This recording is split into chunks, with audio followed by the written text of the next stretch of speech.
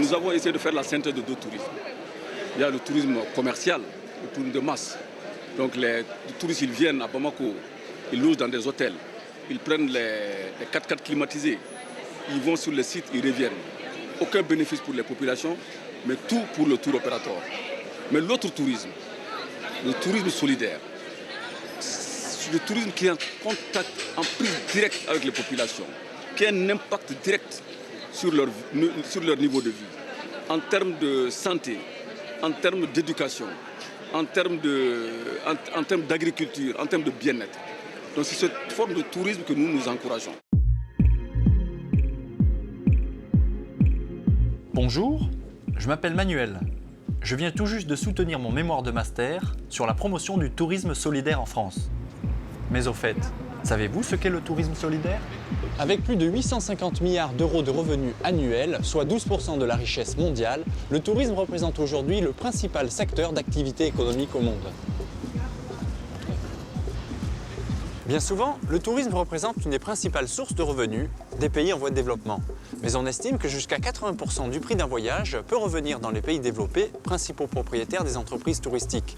C'est pour cela que l'on parle de tourisme équitable, pour favoriser une répartition plus juste des revenus touristiques en faveur des populations, et de tourisme solidaire, car une partie du prix du voyage permet de financer des projets destinés à améliorer le quotidien des habitants.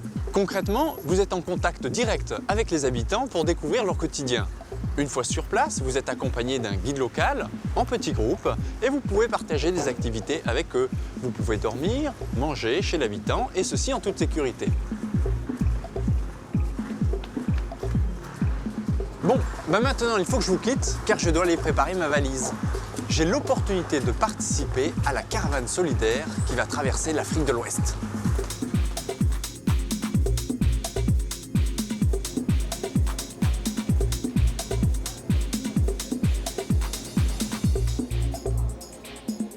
Alors cette caravane solidaire va parcourir plus de 4000 km en 10 jours à travers 5 pays d'Afrique de l'Ouest.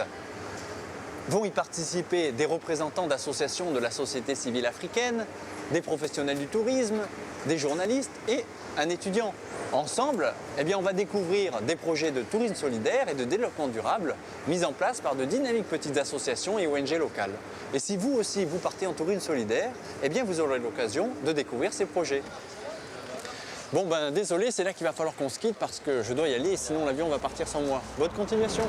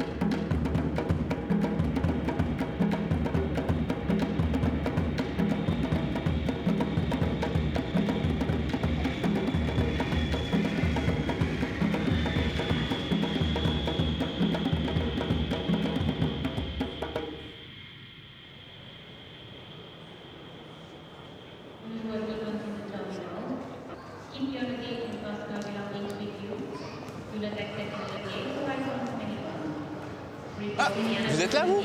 Décidément, ça vous intéresse, le tourisme solidaire. Puisque c'est comme ça, venez, je vous offre un café, je vais tout vous raconter. C'est bien ce que je vous disais avant de partir. Le tourisme solidaire, c'est une expérience passionnante, parce qu'on est vraiment plongé au cœur de la vie locale d'un village. Alors, tout est parti de Cotonou, capitale du Bénin, point de départ de notre caravane solidaire, avec son sympathique organisateur, Gauthier, responsable d'une ONG locale, Eco-Bénin. Nous avons initié un événement, une caravane, qui non seulement permet à des responsables à divers niveaux de vivre ce que nous appelons tourisme solidaire, mais aussi d'échanger leur expérience avec les communautés sur place. Le premier projet que l'on a visité, c'était le lac Aimé, à Poso Tomé, non loin de Cotonou. Eh bien, figurez-vous que ce lac connaît un problème écologique dû à la surpêche des populations. Du coup, il n'y a pratiquement plus de poissons. Donc, pour compléter leurs revenus, les pêcheurs locaux proposent aux touristes, pour leur expliquer leur métier, de les emmener faire un tour en barque traditionnelle. Mais je n'oublierai jamais ce merveilleux accueil qui nous a été réservé par la population. Salut, salut, bonne arrivée, monsieur Gauthier, bonne arrivée, chers invités. Nous avons appris que vous serez là, que nous sommes venus vous saluer. Bonne arrivée, monsieur Gauthier, bonne arrivée, chers invités. Nous avons appris que nous serez là.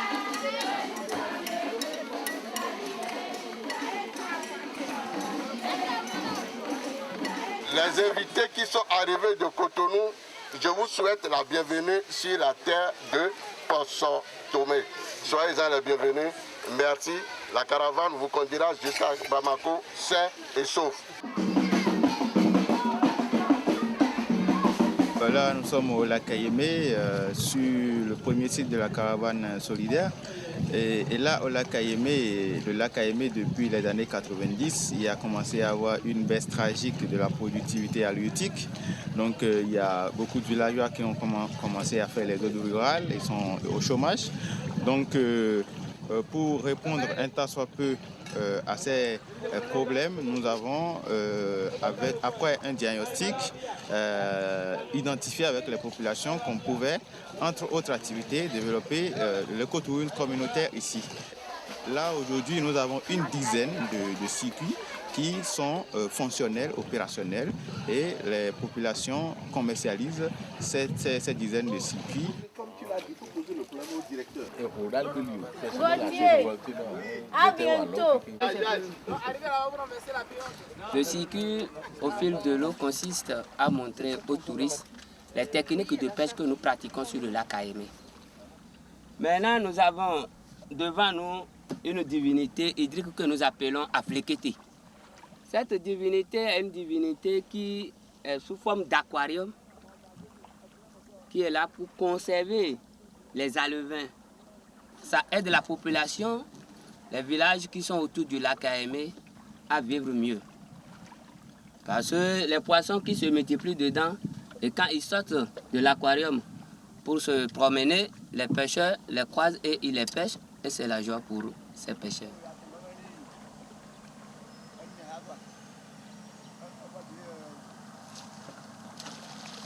Félicitations. On commence par démêler.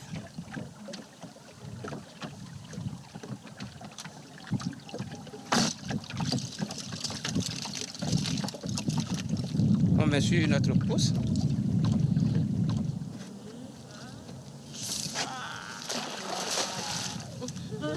Bon, lui, il va reculer maintenant la barque.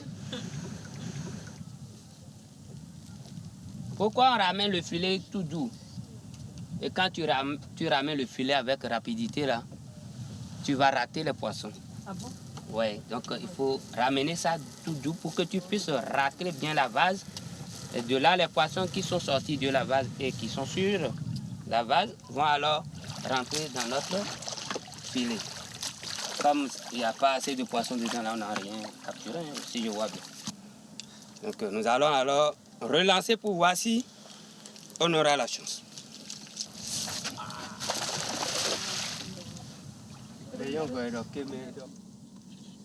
Ici, c'est le cap. C'est du poisson cap, ça.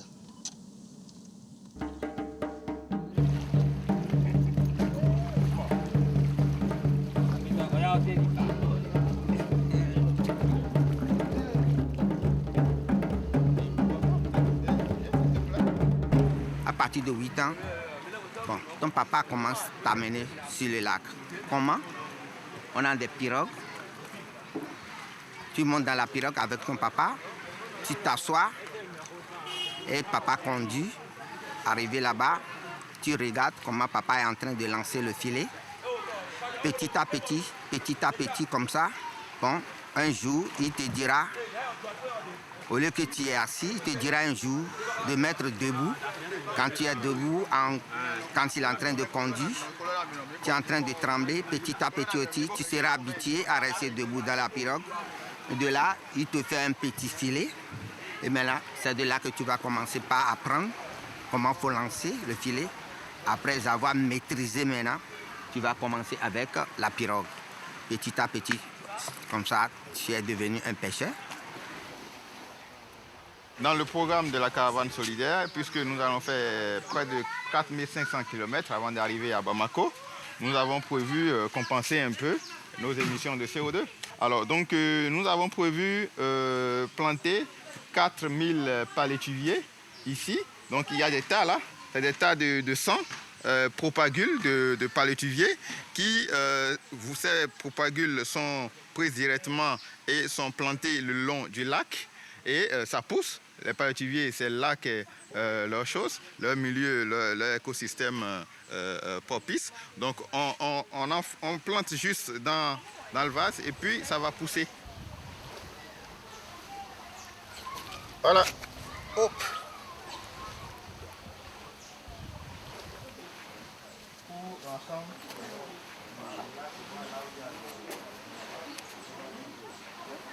Donc ces projets ne sont pas seulement emblématiques en matière de protection du lac et de ses ressources, mais ils constituent également un bon exemple de la manière dont le tourisme solidaire permet de diversifier les sources de revenus des pêcheurs locaux.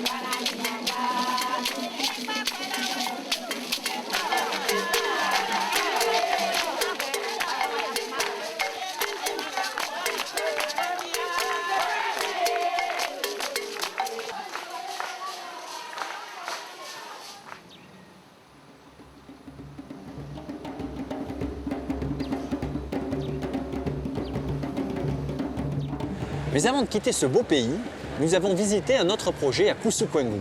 J'ai bien dit Koussoukouengou. Là-bas, une association locale, la Perle de la Takora, développe un projet de conservation de l'habitat traditionnel appelé les Tatasomba.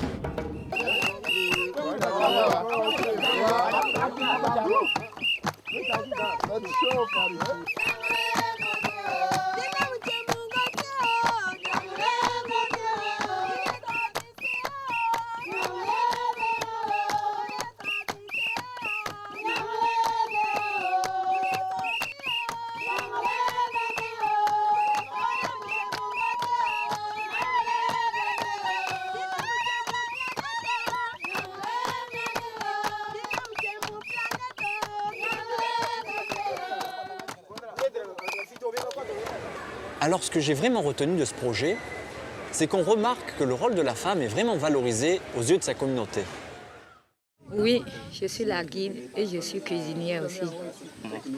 Oui, d'autres femmes, il y a d'autres femmes même qui veulent suivre la formation aussi et être comme nous aussi, qu'elles voient que c'est bon. Premièrement aussi, bon, ça me donne aussi, comment je peux dire ça? Le français ne me suffit pas. Oui, ça, il faut dire ça. Mini, mais d'abord, d'abord, elle dit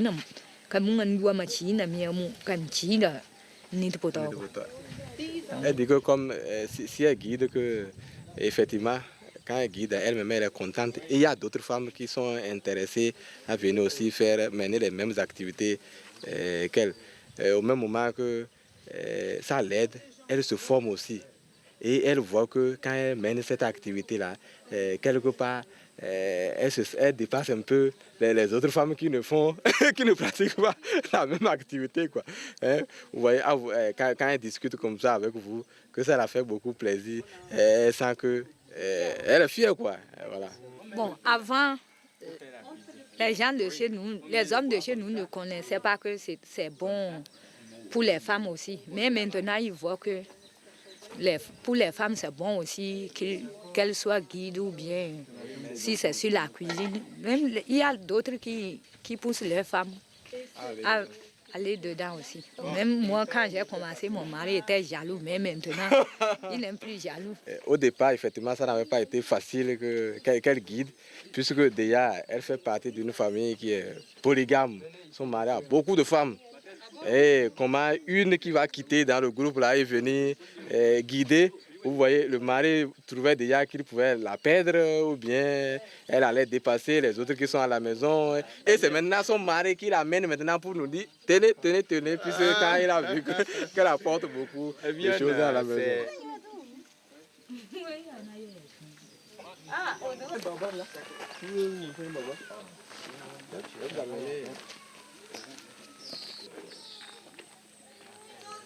Un tata, c'est l'habitation que nous avons choisie. C'est ça que nous appelons notre château fort. Nous appelons ça en français les jumelles. Puisque de l'intérieur, on arrive à voir de l'extérieur. Qu'est-ce qui se passait? Dans l'ancien temps, il y avait ce que nous appelons l'enlèvement de femmes d'autrui. La personne vit à l'intérieur avec sa femme, tout ça là, et toi tu rôdes autour pour lui arracher sa femme ou bien pour voler tout ce qu'il a dedans comme bête.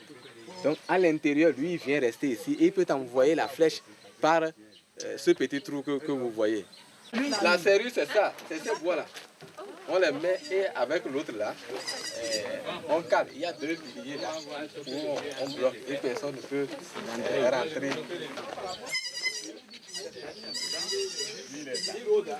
D'expliquer, on va l'écouter. C'est pour le recherche.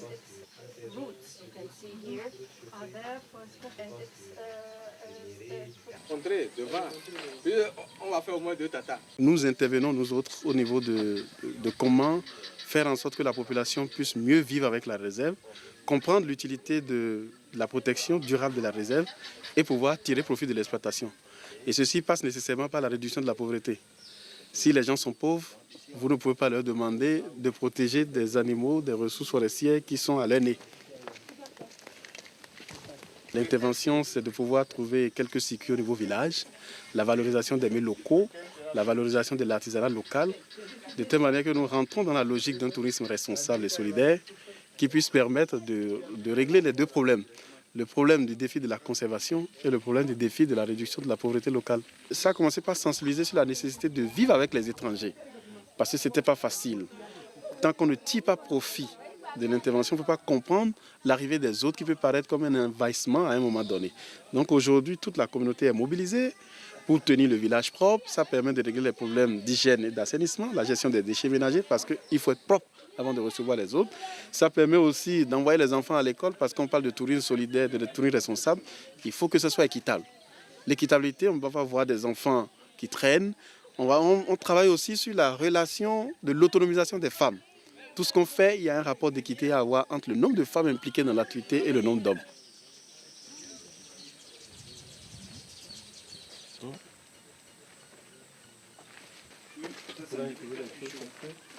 Dès qu'on a monté des circuits qui ont intégré le Tata Samba, alors les jeunes se sont dit mais c'est quelque chose de bien, alors pour eux, il faut qu'ils continuent à faire le Tata Samba.